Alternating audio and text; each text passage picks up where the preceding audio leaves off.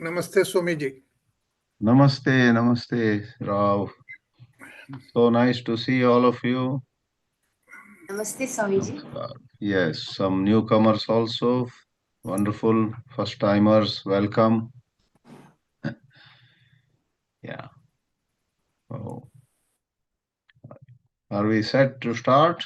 Yes, Swamiji, we are ready. Right. Oh. Sahanavavatu. Sahanau bhunaktu. Sahaviryam karavavahai. तेजस्विनावधीतमस्तु मा विद्विषावहै। ॐ शान्ति शान्ति शान्तिः. In this third part of a 3-session series on Sat-chit-ānanda, we are going to see what Ananda means. In 2 previous webinars, we went about understanding what Vedānta means by Sat and what Vedānta means by Chit.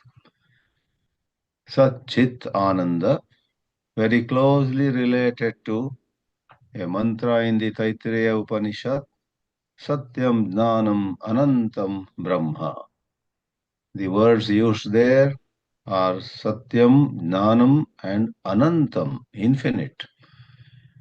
But more popularly, those 3 words have come to, everyone knows them as Sat-chit-ānanda. Vedanta is uncompromising in saying our true nature is Ananda. Hard to believe. We find it different. In life, we find it's a mixed bag. Sometimes we are happy, and some other times we are unhappy. And even these 2 things, happiness and unhappiness, vary. Sometimes we are so tremendously happy. Some other times our sorrow knows no bounds. That's our life experience. But the Upanishads come along and say, you are by nature happiness. I will draw from a couple of Upanishads and also share some thoughts that various masters have shared with us with regard to happiness. In the Taittirya Upanishad, as you know, already I quoted, Satyam Jnanam Anantam Brahma is from the Brahmananda Valli. The Taittirya Upanishad of Krishna Yajurveda has 3 chapters, Shiksha Valli, Brahmananda Valli and Bhrigu Valli. Now, I would like to recite 2 or 3 lines from the 3rd Valli, Bhrigu Valli, where someone who has realized one's true nature to be absolute happiness expresses one's joy. He or she expresses his or her joy. It is said, Saya evam vit asma lokat pretya etamannamayamaatmanamupasankramya etam pranamayamatmanamupasankramya etam manomayamatmanamupasankramya evam etam vijnanamayamaatmanamupasankramya etam anandamayamatmanamupasankramya iman lokan kamanni kamakam kamarupyanusancharan etat samagayan naste. This is the important part. Etat samagayan aste ha uha uha u ahamannam ahamannam ahamannam ahamannādohamannādohamannādah ahagga shloka krud ahagga shloka krud ahagga shloka krut, and so on.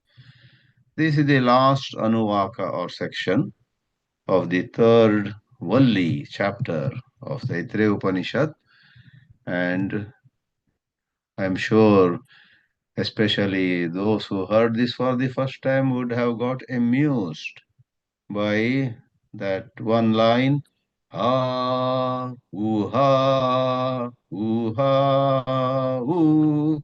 You may wonder, what is this ha, ooh-ha? That is the expression of the realized one's happiness. Basically, without going to every word of this mantra, the portion I recited says, human personality has layers and layers in it, and as you grow spiritually, you rise above a grosser layer, you establish yourself on a subtler layer, which was always yours, but you are not much conscious of it. Then you go to even subtler levels of your existence, and these levels are called Annamaya Atma, Pranamaya Atma, Manomaya Atma, Vijnanamaya Atma, and Anandamaya Atma. And one discovers oneself in more expansive contexts, and that is when one realizes, oh my, I deep inside myself am limitless. I must just stay at that level. Why did I and how did I slip into egoistic living, taking the body to be me, taking my thoughts and emotions to be me? I suffered so much. I have thoughts, but I don't have to be equated to thoughts. I have emotions, but I don't have to be considered no different from emotions. They are in me, they come and go, but I am something larger, vaster. That kind of insight comes to this spiritual seeker. And that is when, as an example, not that everybody after enlightenment sings the same song, the same joy can express in so many ways. So the last part of the fifth Anuvaka said, Etat Sama Gayan Aste.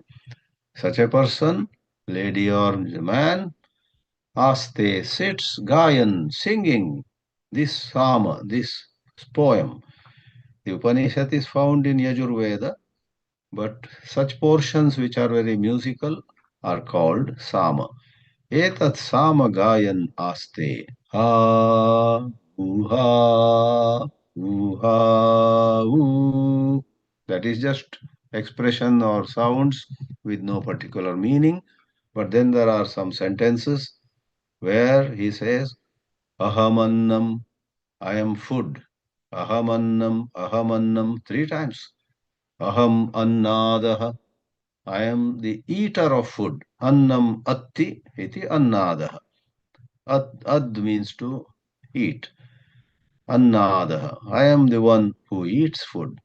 That also three times. Aham annadaha, aham annadaha, aham annadaha. And I am the one who composes all shlokas. I am the one who is at the beginning of the universe. I am the one who pervades the universe. All such statements are made. We already said, as you go from your physical level to mental, emotional, intellectual, etc., you reach your own more expansive dimension. More gross you think yourself to be, you limit yourself. Somebody is attached to some object, maybe to his new car, and somebody causes a scratch on the car. This man's world is shattered, feels so devastated. Look at what somebody has done to my car. I'm gone now, or whatever. Don't we cry over small things sometimes? Then we say, philosophically, at that moment, our consciousness has suffered such a constraint. It got so small. Consciousness, there are levels of consciousness. There are narrow contexts or narrow forms of consciousness. There are broadened forms of consciousness. So, are we playing with words? Not at all. Sometimes, even in a social and moral or ethical context, don't we come across scenarios where we are conscious only of our needs? I am hungry, where is the food? Did you think of others who also may be more hungry? I have no clothes to wear. There are so many people who are way down, and shelter and qualification and 100 factors come before our eyes, and we label ourselves. I am low, I am below, I am less than her, but greater than him. The mind generates so much of noise. The Vedanta says, tackle your mind. Study the scriptures, that is Shravana.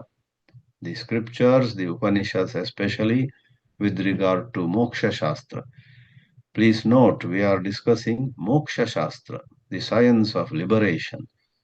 There is a whole lot of Dharma Shastra, which many times is our immediate need to do our job better, to address particular issues of society or our own individuality, our own family, and so on. And a good spiritual student does not act irresponsibly. People are hungry and he doesn't sit with Upanishad and let's examine what is Satyam Jnanam Anantam Brahma. You and I have to deal with our jobs, our work. So there is a whole Dharma Shastra which is never to be underestimated or ignored. However, the science says, as you and I evolve, automatically our duties decrease. Swami Vivekananda once said to the effect, duty, the sense of duty, is the greatest illusion in life. Duty is not concrete, not absolute. If we are very attached to money, 100 duties with regard to money will pop up in our mind. If we are attached to relationships, 100 thoughts about, oh my, I haven't called my mother for such a long time, I must call her. Oh my, I haven't sent money to my son who is in the college. Ah, oh, so many thoughts about, I must do this, I must do that, and so on. But when there is certain balanced view, you will do what you ought to do for your mother or sister or wife or someone.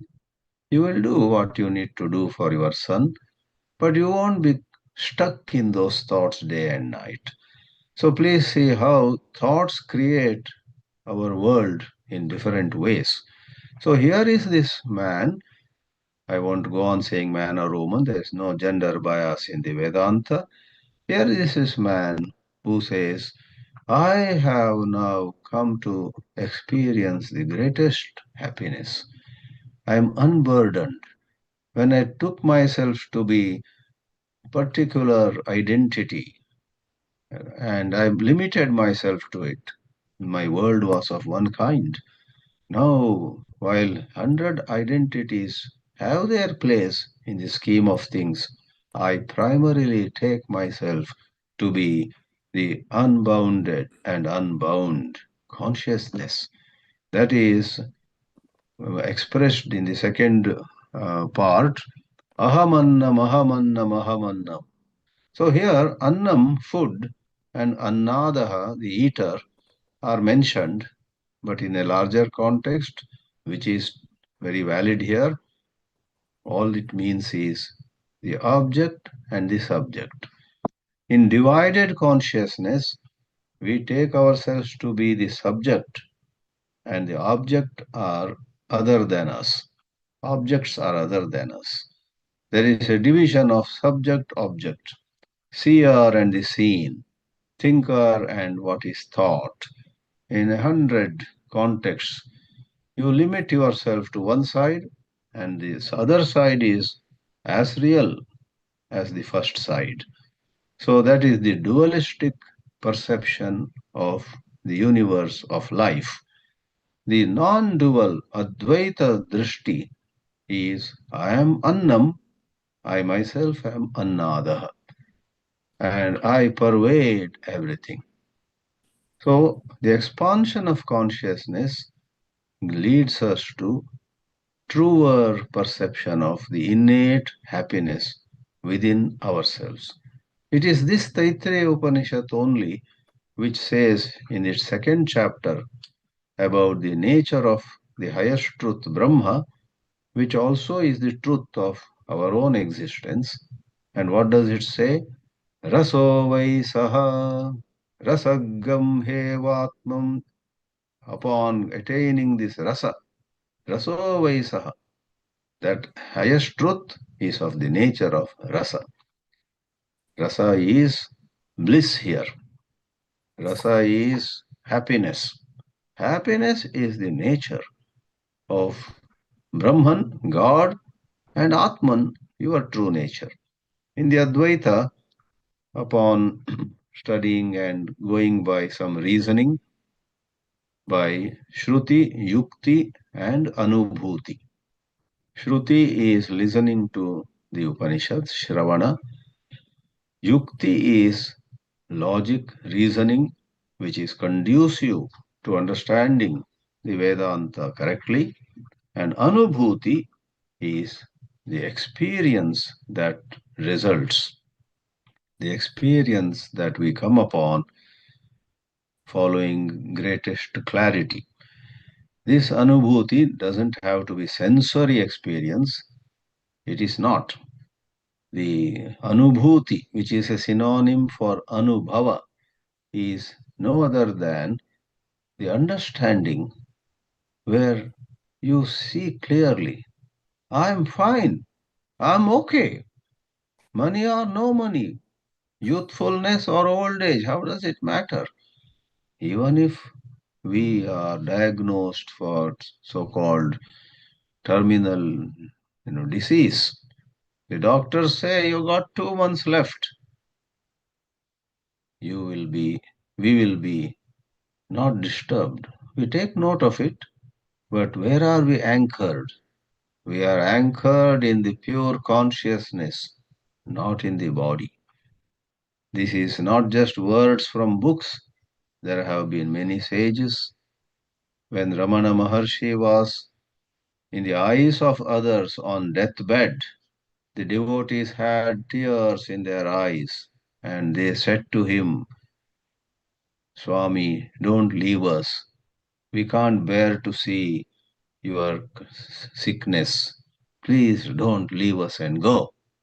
And in a feeble voice, because the body had got sick and weak, he said to them, all these years I said to you, you are not the body. And today you want to teach me I am the body?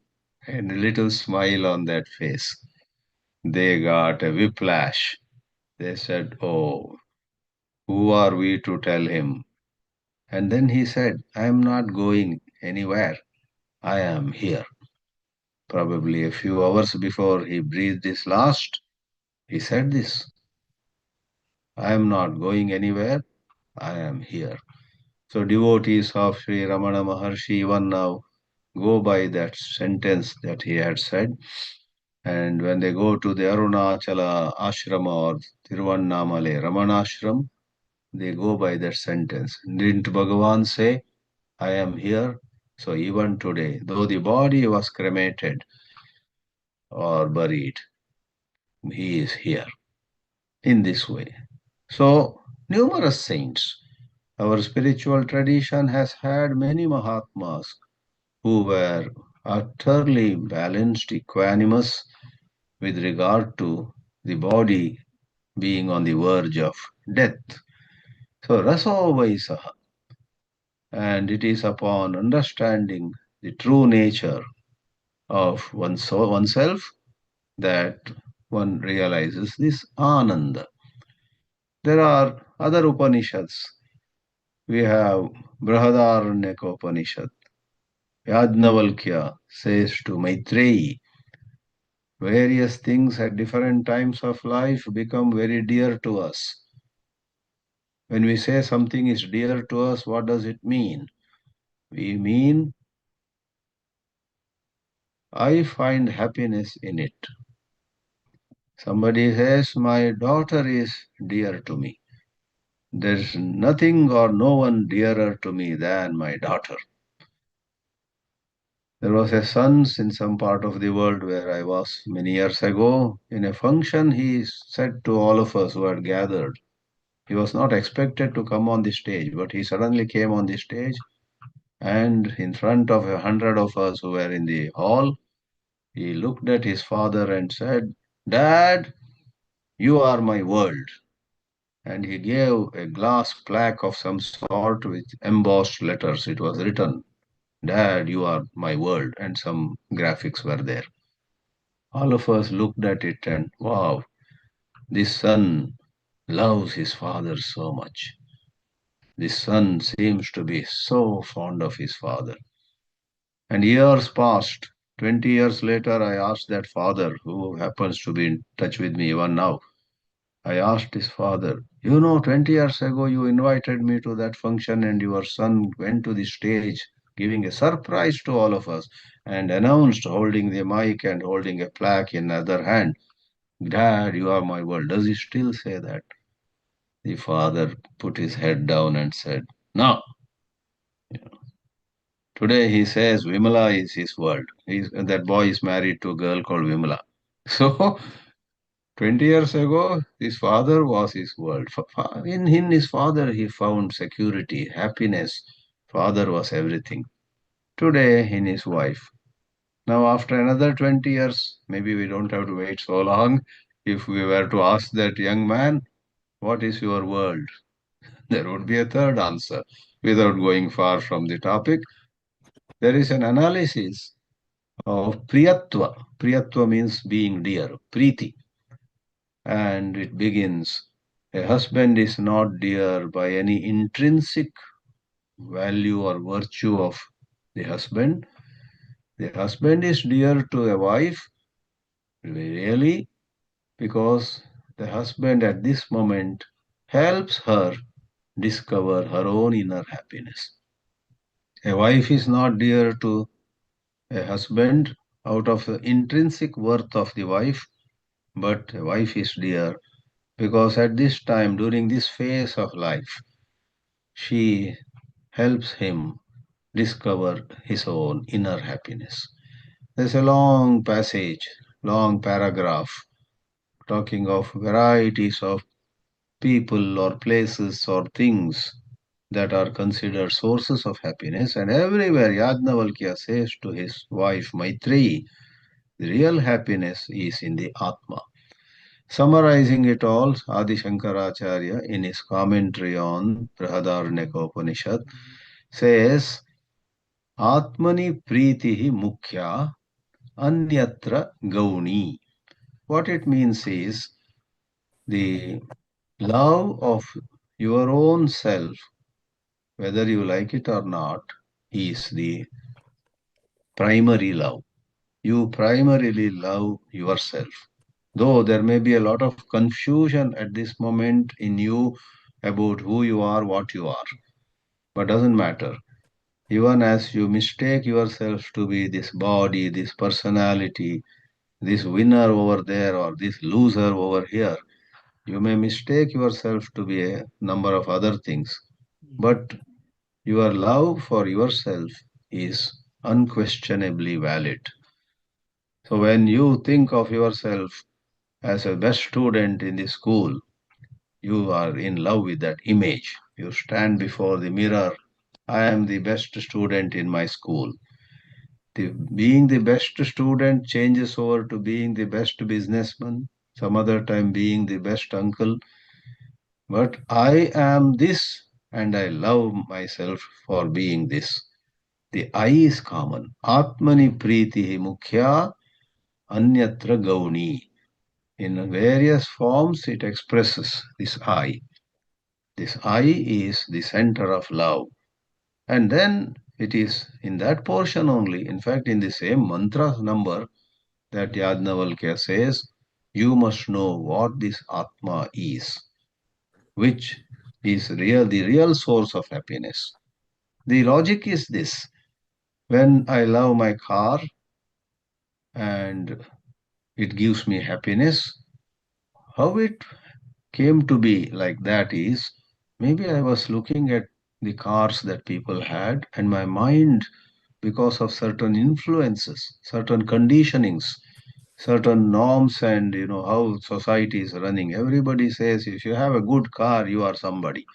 Maybe. And I bought into it, as the expression goes. I bought into that view. And then my mind got agitated. When will I have a good car which is my own? Then one fine morning, I buy my good car.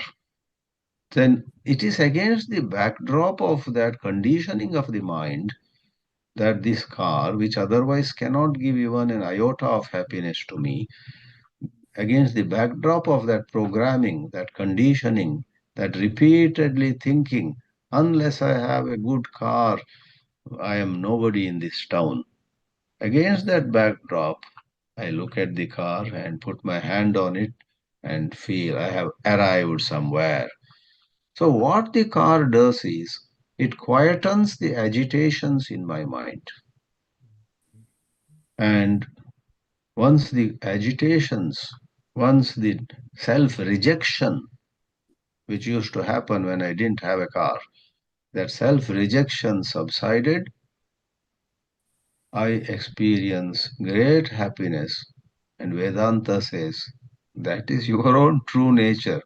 You were actually looking outward. Now you are seeing who you are. Most people are not conscious, not aware of this open secret of life. But with proper study, proper spiritual practices, we become more and more convinced. Right. I hardly need anything from outside. Some basic biological needs and having a couple of friends who love me, and I have a few friends whom I love. That is good enough. I don't have to have fans around the world. I don't have 1,000 Facebook, what you call, likes. They like me. You have nowadays on the social media, people try to have lot of contacts. Many a time the tragedy is somebody has hundreds of contacts over Facebook or Instagram or all those, but hardly any friends in the neighborhood. How tragic it is. So, this is all mind's confusion. It would not be an exaggeration to say that spirituality essentially is rising above the mind. It is psychology and beyond. I say psychology and beyond in the sense, first, it is all about having noble thoughts, good thoughts, virtuous thoughts, thoughts which give to us relative peace. When we share our wealth with people, when we share our knowledge with people, when we help somebody, then it is a science. We feel really good. We feel more at peace. When we keep everything to ourselves, however smart we may be, we live in fear. I'm so attached to something and I don't want anybody to touch it. Then, there is always the fear that this man may do something, that lady seems to be having her eye upon this, etc. So there's a science. It's not, of course, I should repeatedly agree that none of this is so easy as it first appears. One has to work towards it. Therefore, the spiritual practices. Therefore, with some of action and activity, we need to have quiet moments. Therefore, with some amount of hard work at our workplace, we need to spend some time in the midst of Mother Nature. In various ways, a balanced living makes possible the insight that, hey, my mind is playing mischief. I actually am okay. In this way, the Taittirya Upanishad, now I quoted Brihadāranyaka, Yajnavalkya says, to know this Atma, Atmava are Shrotavyah, Mantavyah, Nididhyasitavyah. The famous line appears in that very mantra where Yajnavalkya says to Maitreyi, true happiness is inside you. And all these are nimitta matra. They generate a context where we come in touch with our own true nature. Coming back to Taittirya Upanishad, some light is thrown upon Ananda in that very Valli where Satyam Jnanam Anantam Brahma is said, where Raso Vaisaha is said. In that Brahmananda Valli, towards the end, there is Ananda Mimansa. Mimansa somewhere else could mean analysis, but here Mimansa is measurement. Because Ma is a verbal root in Sanskrit which means to measure. Ma becomes Mana. When you add pra upasarga, pramana. Pramana, parimana, etc. can mean measuring, weighing, finding its size, shape, not shape, size, and mass, etc. Ma and matum icha mimansa. Mimansa comes from the word ma. So there is a beautiful, interesting mantra which goes to some 10 levels. 10 levels of happiness. A healthy young man, intelligent, who lives conscientiously, doesn't waste time or energy in useless things, who is good taste for, maybe literature, for poetry, for nature. A healthy person with broad outlooks. Suppose his happiness is 1 unit, 100 times more is the happiness of another category of beings, some semi-celestial, Gandharva, Yaksha, Manushya, of course. Then Manushya is where it begins. 100 times Manushya is this category. Then 100 times more is another category. Deva Gandharva, then Deva, Karma Deva, Pitra Deva. It goes up and up. Indra, who is the king of gods in the heavens. Brahaspati, the teacher of Indra, wiser than Indra. And then finally Chaturmukha Brahma. Out of the Trinity, Vishnu, Shiva and Brahma, the position of Brahma is said to be one where different jivatmas, upon earning a tremendous amount of merit, can come. So that's also like the highest form of jivatma in a sense. So Chaturmukha Brahma's happiness, and giving the mathematics of it, every time you say the happiness of this category is 100 times as the happiness of the lower category. 100 in maths is 10 to the power 2. Multiply by another 100, it is 10 to the power 4. And since there are some 10 levels, 10 to the power 20. In other words, 1 followed by 20 zeros, and multiply Manusha Ananda, the basic unit of happiness. And the Brahmananda Valli says, all these levels of happiness are included in someone who is established in one's own true nature. The words used are Shrotriyasya cha akamahatasya. You have no desire for owning something, buying something, sensually enjoying something.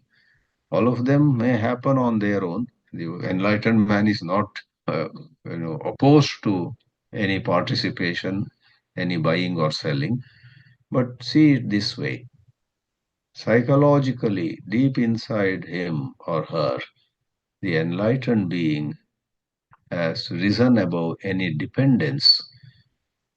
And an enlightened lady also, even in her last phase of her life, may sell some property, buy another property. But there's a different quality inside her when she goes about some worldly transaction. Even Mahatmas sometimes close an ashram, open another ashram. Mahatmas leave one place and go to another place. Someone like Sri Ramanujacharya, someone said to me other day in Northern California, lived many years in some town of Tamil Nadu, but Ramanujacharya was a great Sri Vaishnava Acharya, as you know, and a certain Shaivite king, wrongly advised by some people, I guess, was getting hard on Ramanujacharya and wanted to punish him for talking of Vishnu rather than Shiva, wanted to pluck his eyes. Very terrible. And then Ramanujacharya leaves that town at midnight, goes away, and he goes to a town in Karnataka called Melukote. He spends a number of years there. Therefore, today Melukote, somewhat between Bangalore and Mysore, is a great Sri Vaishnava place. So my point is, he saves and somebody else goes in the disguise of Ramanuja. His eyes are plucked. It's a little longer story. But my point is, when you have that understanding of who you are, when in Ramanuja's case, he had that intense understanding of Mahavishnu's glories, in the bhakti language, that deep immersion, you may call it that way. If you deeply immerse yourself in unconditional love of God, that is pretty much the same as ātmanistha. Anchor yourself in parabhakti towards God, or anchor yourself in the clearest understanding of your true nature. So Ramanuja also left one town and midnight he escaped from that region, went to Melukote. So buying, selling, various kinds of other transactions, they are per se not an issue. But the quality and the motive and the objective. Ramanujacharya did that for he felt Mahavishnu wants me to sing his glory for some more time. The glory of Mahavishnu should be known to more and more people. I have a mission, and for that mission's sake, he leaves that place. Not for an egoistic sense of very personal gratification, bodily attachments, and so on. Mahatmas are ready to die any moment. Any moment, if need be, they are ready to die and go. Or if need be, they will live. They would like to live for more years. We should not hastily judge anyone. And about ourselves also. Vedānta doesn't mean you should not get involved in any activity, but go on checking your motives, your attitude, the purpose, and your inner state of mind. Do you do something out of fear or do you do something out of love? You already have a factory, you open another factory. You are a Vedanta student. Don't say, am I being greedy? It may not be greed. It could be greed. You want to earn more money or some materialistic goals. But who knows? Introspect. Be aware. Say that no. By opening another factory, I want to have greater happiness of serving the society, contributing, want to generate more employment. I find there are many bright people. They want avenues for expressing their knowledge, their skills. I will provide the avenues for them. I don't want anything for myself. If that kind of outlook is in you, it aligns very well with spirituality. So spirituality should not be hastily equated with keeping away from the society, from the towns, going to some jungles and so on. It's all to be assessed with greater care. So Brihadāranyaka has this to say: happiness is primarily in the pure self. So it is of the nature of unburdening ourselves from various anxieties or regrets. It's about living in the present. This topic of living in the present is very popular topic, but very few really know how it is possible to live in the present. My take on that, in the light of what Vedanta I have studied, is it is not by deciding to live in the present, it's not by resolving. Here onward, I'm now going to remember the past. Sorry, you will have to remember your past at times. You will have to, for functional purposes, for various transactional purposes, you will have to remember and even say to others, yes, I was at that town at some time, and then I came over here, and so on. So, what is it to live in the present, with which this Ananda is intimately connected? Living in the present really is, even as certain thoughts of the past or future come, we look at them and we see their relevance or irrelevance. If a thought of the past is raising its ugly head only to cause misery to us, it is not warranted. That thought is not required at this moment. I am sitting on a bench in a beautiful park with a nice pond on which some ducks are swimming. It's wonderful, pleasant weather. So there is no need for me to remember something sad that happened in 2014, let us say. But out of its mechanicalness, out of its dullness, out of its stupidity, let us say, the mind goes to the incident of 2014. The ducks are not seen, the pond is not seen, the cool breeze is not experienced, but you relive those sorrows of 2014. If that is the case, thanks to your being aware and thanks to your seeing the falsity, irrelevance, meaninglessness of those thoughts, that seeing itself makes those thoughts go away and you are in the present. You see the beauty of the place, the green leaves, the shining sunlight upon them, and couple of birds flying in the air. Everything fills you with ecstasy, because any thoughts of the past which have no relevance now, at least at this moment, were dismissed through intelligence, through your watching them with intelligence, not by a mere will. Mere will has a lot of limitations. And what I said applies to thoughts of future too. Thoughts of future. Recently, I came upon a statement by Mark Twain.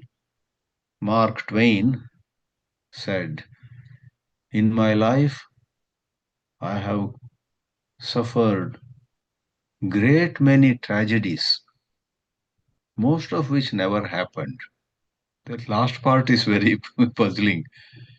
You have suffered great many tragedies and most of which never happened? What do you mean? He also refers to our mind's tendency to project something, imagine something, and tremble, fear. So you think of what could happen next year, what could happen 10 years from now. And there's a very high likelihood that it won't happen at all. Lot of things change drastically. Lot of things which would have made those, you imagined events possible simply change. Therefore, in the matter of being free from anxiety about future also requires operation of intelligence. As thoughts arise in you, you need to see carefully how much these thoughts are rooted in actual possibility, how much it is fancy. Sometimes, yes, weather forecast says some kind of storm is approaching your town. It's very reliable. It is scientific. Then you have to think, oh, really? When is it coming? Within 3 days, a storm may touch your town. You will get evacuation order maybe by this evening. And then you got to prepare for it. There you cannot say, I am not going to think of future. I am a Vedānta student. Sorry, don't be so foolish. Certain things are rooted in truth. You have to pay attention to them. A number of other things, like Mark Twain said, have suffered great many tragedies, most of which never happened. That means mind made him get agitated. Really nothing happened eventually. So that is connected to discovering happiness. Therefore, friends, let me conclude my submission saying Vedanta is the science of intelligence, science of listening to the revelations of the rishis, then contemplating on them with intelligence. It's not about memorizing, it's not about amassing scholarship, it's about going to the essence of the teachings. Reflect on them, and then you will find, yes, my mind ignorantly has got attached to things, has got identified with things, my image in the society, my image in the eyes of family members or neighbors has become unduly important. What they think about me has become so important. This is nonsense. I should not worry so much about what they think. I should think properly. If I am really doing something indecent or undignified, I will stop.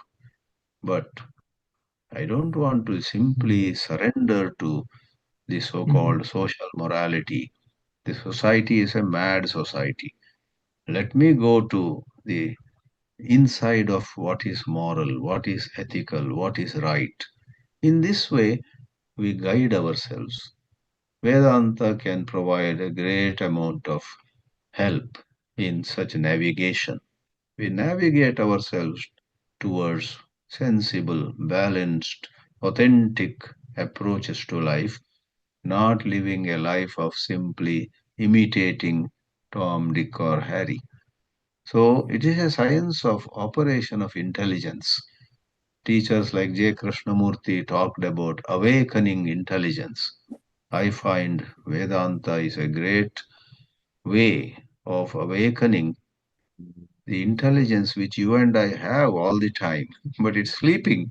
Let's awaken our intelligence and experience the natural, uncaused happiness, which is Ananda in the expression sat-chit-ānanda. Om Shanti, Shanti, Shanti.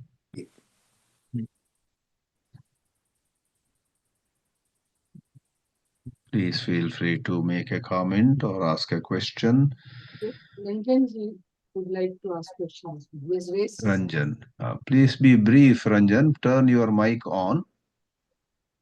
Namaste, Swamiji. It was very good hearing you again. I had a quick question about the difference that you said about the Dharma Shastra and the Veda Shastra, the Mukti Shastra. So, in the Chāndogya Sutra, the famous verse is there, which says, Sukhasya moolam dharmaha, dharmasya moolam arthaha, arthasya moolam rajyasya moolam indriya jaya. And then in the end it says Vinayasya Moolam Vruddhopaseva. Wow. So very nice. And in this, the people say that taking care of a parent, suppose for example, it's a duty, right? So I mean, how is that I mean, it has the same value in both these things, right? It's that duty what we talked about earlier in the seminar, in the webinar, that duty is unduly taken by some people and not done properly is what, that was a little confusing for me. So maybe you can explain. Right. So through People proper might say that reflection, they are like kind of aham brahmasmi, and then they sit at home and then they instead of going towards the sannyasi, they might have a wrong notion of that Veda Shastra, the Dharma Shastra. That's what my question. Right. That's why I several times said spirituality requires a lot of operation of intelligence. Where it applies to us, where it doesn't apply to us, we have to distinguish. Everybody cannot take everything to be his duty. With a little bit of careful examination, we will be finding whether something is my duty or not. So these quote, beautiful quote you drew from, did you say it is from which portion? It's from Chanakya Sutra. It's called Chanakya Sutra. Yeah. So look at them as wonderful things that prompt our thinking, that guide, that channelize. But finally, in our life, we may find the right way ahead to be a bit different from what is actually said there. Therefore, these are prompters. This is brainstorming. The shlokas are not to be taken 100% literally, because the positions of all of us are different, you see. We are in different positions. Definitely. Yeah, so, but it's beautiful. Vidura Niti and many of these are like that. So much is said, and to some people, their case is like that. What is said there just fits into their life. In some other, it's good, but we may have to slightly interpret. In my case, it will be not because it is comfortable for me, Right. but we find that the truth is my life is a bit different. The ground realities are a bit different, etc. So Dharma Shastra is necessary to take daily decisions, daily life decisions. Right. And Moksha Shastra in our quieter moments to get deeper into life's understanding. So good. You just reflect and you'll find your own way out. Thank you. Second comment by anybody?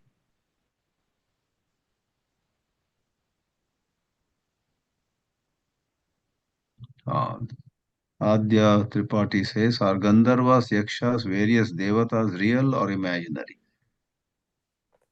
Well, you must first ask whether Adya Tripathi is real or imaginary. You and I should ask, is this house where I live real or imaginary? And the rishis say, Yaksha, Gandharva, etc. are as real as the house we own, as real as the body we possess. And we know that this body also keeps changing. The house, what is our house today, it may not be our house 10 years from now. Therefore, that question is not so important. But if you ask my personal opinion, I do think that various God forms do exist. Okay. Thank you, Swami. Right now, there is a lady living in Germany from Andhra Pradesh originally. What's her name? She has had visions of Devas, Yakshas, Gandharvas. Yeah.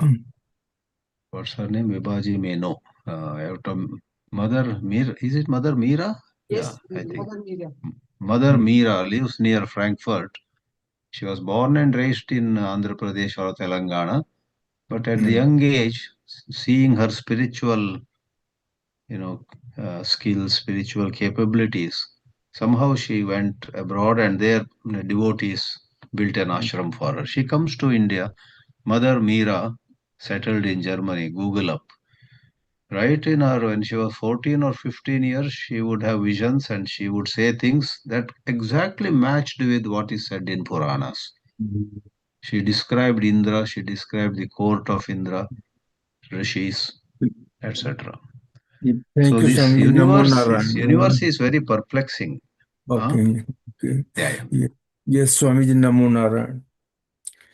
God bless you. One or two more we can take. Please do not hesitate. Turn the Namaste, mic on. Swamiji. Yes. It is just one thing from the Ashtavakra Geetā, Yeah. in the chapter 11 about the self as pure intelligence. Yeah. In the chapter, it is written, I am not the body, nor is the body mine. Mhm. I am pure intelligence.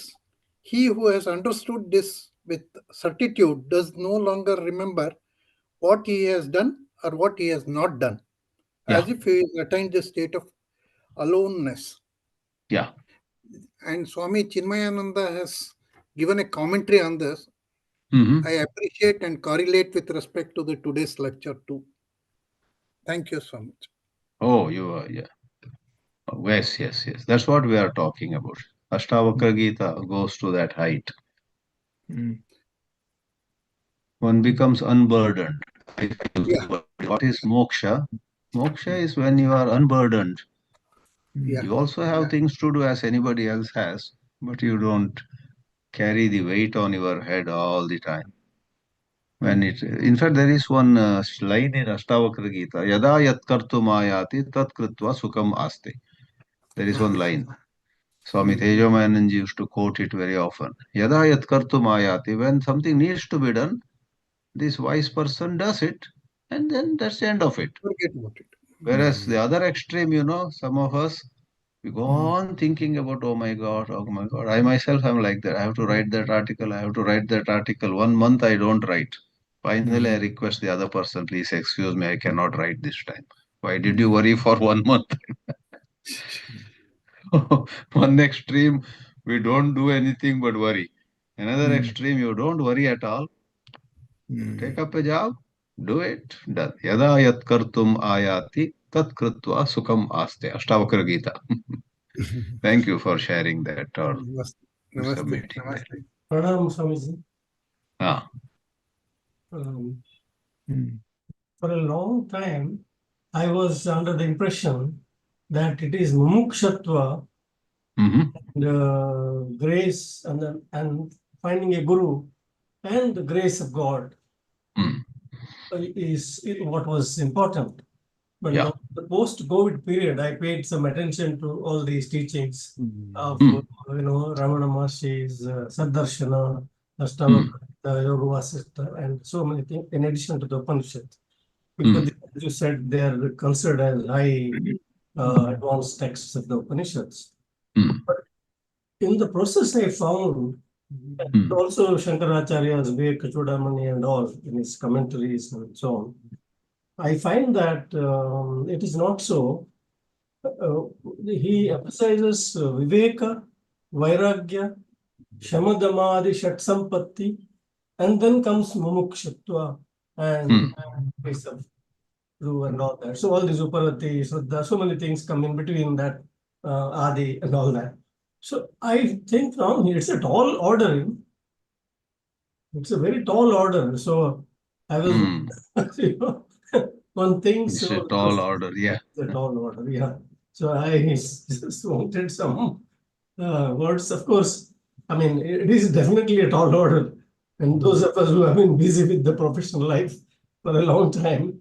But how does one, how do you view that? I just wanted to view this because Ramakrishna at the same time says, Ramakrishna Paramam says, when somebody asks, how you keep talking about grace, how do we get the grace? He says the wind of grace is always blowing. You just raise your sail. Sail, yes. Sail. Try the sail. Yeah, so I was, I thought I'll just seek your guidance. Yeah, in fact, even many of us who have been into all this Vedanta for decades discover that we don't have enough of Viveka, Vairagya, etc. Fine, even that discovery should not sadden us. At least we are now aware that we need to, be more alert. It's not bookish scholarship, but it is being able to know the way our mind works at that moment itself, not later on. Not, at the end of the day, oh, how was I in the morning? How was I in the afternoon? That's inferior. The superior way to grow is to be or try to be aware even as various thoughts arise. Then right there and then, the mind becomes purer. Then all the Shama, Dhamma, all of them have a greater chance to grow in us. If it is always post-mortem analysis, a diabetic at night 10:30 before hitting the bed sings, morning 11 a.m. I should not have eaten that Mysore pak. That is a bit too late. When you are picking up the Mysore pak, you should ask yourself, should I go ahead or not? And then quickly that there and then drop it, but not completely finishing that and then saying I should not have eaten it. So Shamadama will grow when we learn to live in greater self-awareness. Our problem is we have become mechanical. We just do the way we did before. We just do where somebody else is doing. So we imitate others and we are caught in our own patterns. All right. One last comment, if there is, then we'll conclude for now. Prasad. I Yeah. have a Prasad Vepa. quick question. You talked about two aspects. One is in the Taittirya Upanishad, the singing in ecstasy, the reveling in joy. Correct. Yeah. Beautiful. And the second thing you mentioned is that one of the key characteristics of Ananda is the absence of desire. The enlightened person has no desire. So one looks like more of a test of, if you are truly in Ananda, then you have nothing that you desire. And the other one is like a really immersive type of experience. I have a feeling that somebody like a Ramana Maharshi probably was not singing in ecstasy. You have thoughts on that? Of course, his just mere being is joy, I suppose, and his mission or role was to kind of show the way to others. So, you have any thoughts on that? It looks like almost a different personality of seeing the characteristic and singing in joy. True. What is essential is the inner freedom, the inner peace, and whether someone expresses it, ha, woo, ha, singing, etc., is not important, nor is it a problem. It's like you and I go to a beautiful park, and one of us may say, how beautiful, look at these roses, oh my God, this tree is so unique. Other person is also equally enjoying, but doesn't say anything, just nods. Yeah, that's true. Yeah, this is fine. So what I mean is some of us are talkative, some are not, which is okay. Be yourself. Really, the science says talkative people should not make fun of silent people. Silent people should not make fun of talkative people. Be yourself. Various. Each plays a role in life, If all are silent, life will be so terrible. But if all are talkative, it will be so noisy, unbearable. So some have to be, so some have to express, some have to write poetry. So you're right. In fact, more often, I think the sages are less given to talking. But You we can be need immersed in Ananda. immersed in Ananda. Immersed in Ananda in a silent way. Silent way, and they are not immersed in the sense they don't notice the sorrow of others. They are very alert. They notice, and they give help in their own way. Maybe with just a few words, just one little gesture, they reach out to the people who are suffering. Whereas some others might go in a more visible manner, build institutions, build so many, Swami Chinmayananda went about building institutions, many ashrams, hospitals, schools, and his own Guru Tapovan was sitting quietly. But 100% sure we can be that if somebody went to Tapovan with some sorrow, Tapovan was not somebody who would just turn his face away. He would give them some solace. Maybe by his very presence, he helped people. So Ramakrishna and Vivekananda had two different personalities. Yes. Tapovan and Chinmayananda had two different personalities. So we must see the personality is an external expression. If inside they are in bliss, that's what matters to us. So you and I also should not worry much about being like X or Y, but we need the freedom is common. All of us need freedom. All of us need happiness. But we don't have to be speakers or writers. We don't have to build ashrams. We don't have to build hospitals, schools. That some do. That's wonderful. Some don't do. That's also okay. Thank you, Swamiji. All right. So with this, we conclude. Very nice meeting you Sunday morning here in Los Angeles and Sunday night in the East. Namaste.